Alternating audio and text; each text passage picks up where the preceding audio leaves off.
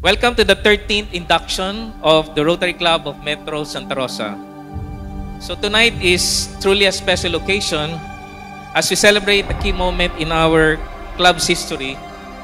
We gather not just to witness a change in leadership, but to honor the recent past, embrace the future, and welcome new energy into our Rotary family.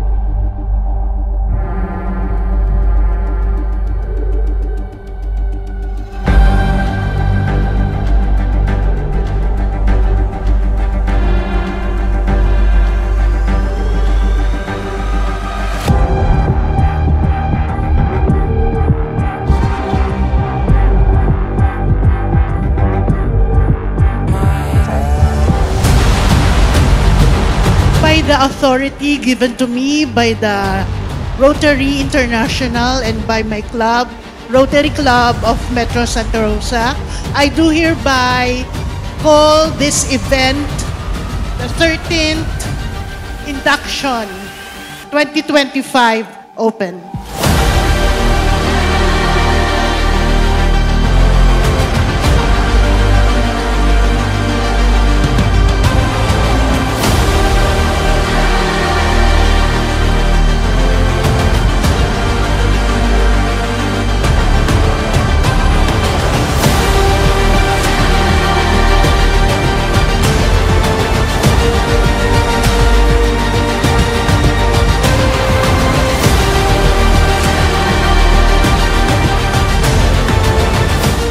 Ready na po tayo kasi marami na po tayong itutulong para sa ating mga komunidad. And for tonight, yun lang po. Maraming salamat po sa lahat po na umattend. Yung support system dito sa club na to talagang sobrang ganda. And yun yung nakaka-proud dito. Kaya talagang, sabi nga ni Gov. J. Lo kanina, dapat proud ka sa club mo. And talagang proud ako. Kahit sa mga CMs ko na nakakakwentuhan ko, sinasabi ko, maswerte ako sa club ko.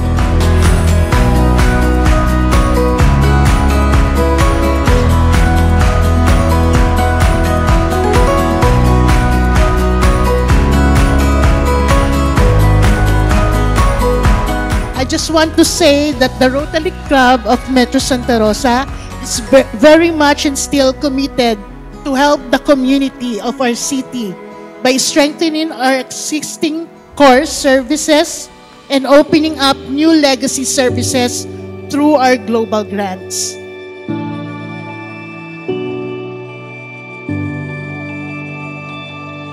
The club expressed strong support for our district goals, especially in growing membership.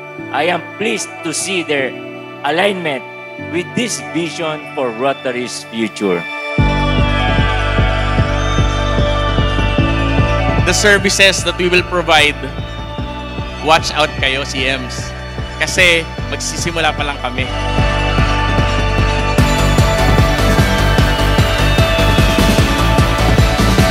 Let us stand together, support our new president, and continue to serve with passion.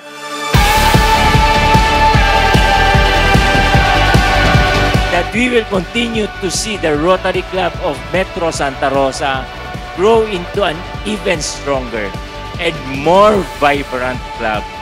Again, thank you very much sa inyong lahat. Maraming salamat po. Diyos mabalos po.